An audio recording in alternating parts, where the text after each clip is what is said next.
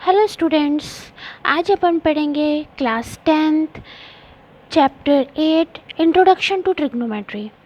चलिए आइए स्टूडेंट, मैं आपको बताती हूँ ट्रिग्नोमेट्री किस चीज़ पे डिपेंड करता है। पहली बात तो ट्रिग्नोमेट्री राइट एंगल ट्रायंगल पे डिपेंड करता है, हमेशा याद रखिएगा। Trigonometry is dependent on right angle triangle.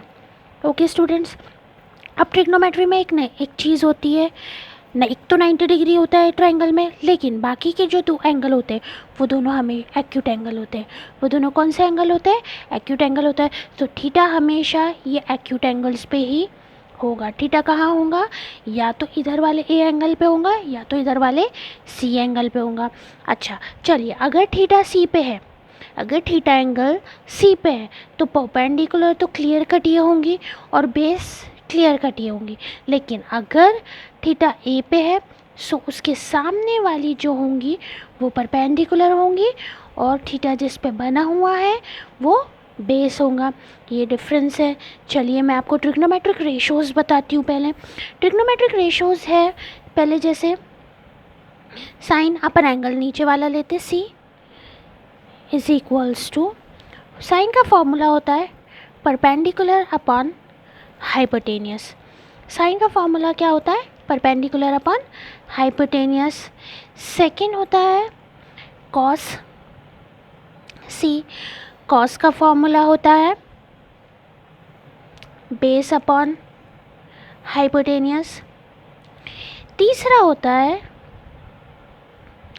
Ten सी, सी का मतलब होता है एंगल, कि ये कौन से एंगल पे डिपेंड कर रहा है। अगर ये सी की जगह ए होता तो मेरा परपेंडिकुलर ये होता और हाइपोटेनियस ये होती। हाइपोटेनियस कभी चेंज नहीं होती, सिर्फ बेस और परपेंडिकुलर चेंज होता है with respect to theta.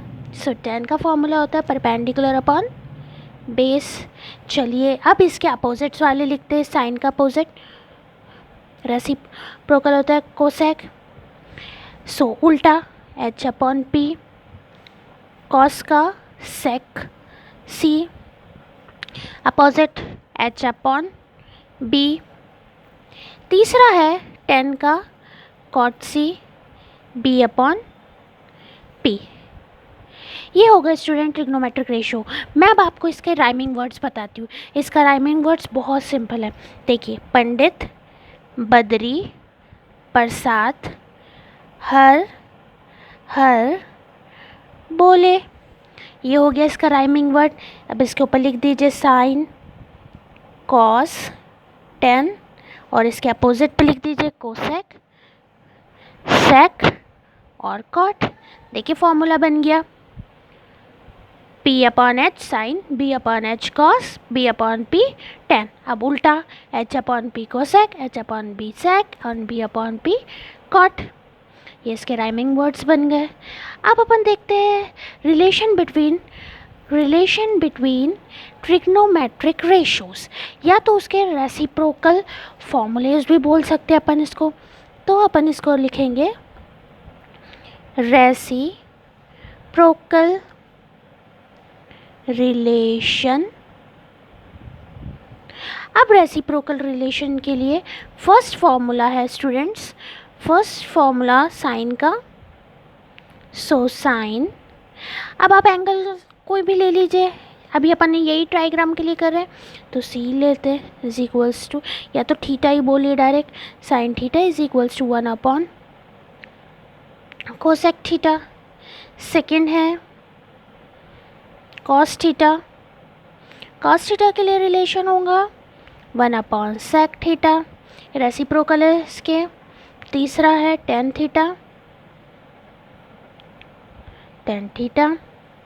So tan theta का फॉर्मूला 1 अपॉन कॉट थीटा होता है, लेकिन एक और होता है sine theta upon cos theta.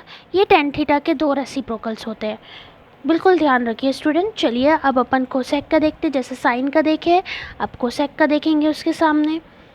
Cosec theta is equals to 1 upon sine theta,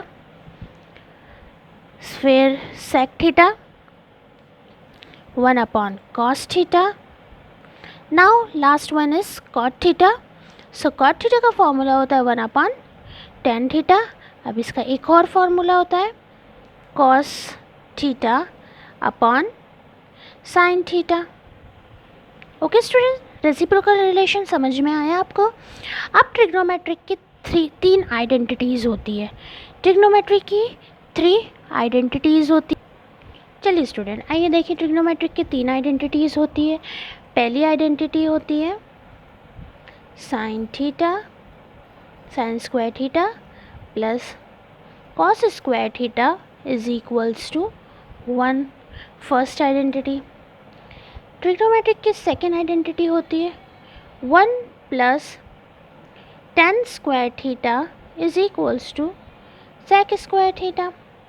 और ट्रिग्नोमेट्रिक की तीसरी आइडेंटिटी होती है cot square theta plus 1 is equals to cosec square theta. First identity से स्टूडेंट 2 फॉर्मूले बन सकते हैं, सेकंड से बन सकते हैं, थर्ड से बन सकते हैं। तो पहले मैं आपको फर्स्ट से 2 फॉर्मूले बना के बताती हूँ। देखिए कॉमा लगाइए। पहले अपन साइन का बनाते हैं, तो sign square theta, cos square theta उधर चला जाएगा तो 1 माइनस कॉस स्क्वायर थीटा, एक फॉर्मूला बन गया। फिर वैसे सिमिलर कॉस इधर ही रह जाएगा, cos square theta is equals to 1 minus sine square theta, ये फॉर्मूला बन गया पहली आइडेंटिटी से। नेक्स्ट यहाँ से 10 की वैल्यू निकाल लेते हैं। So 10 square theta is equals to sec square theta minus 1, क्योंकि 1 उठ के उधर चला जाएगा। लास्ट है cot square theta plus 1 is equals to cosec square theta. यहाँ ऑलरेडी कोसेक की तो वैल्यू लिखी हुई है, चलिए कॉट की निकालते हैं, तो कॉट को यहीं रहने दीजिए।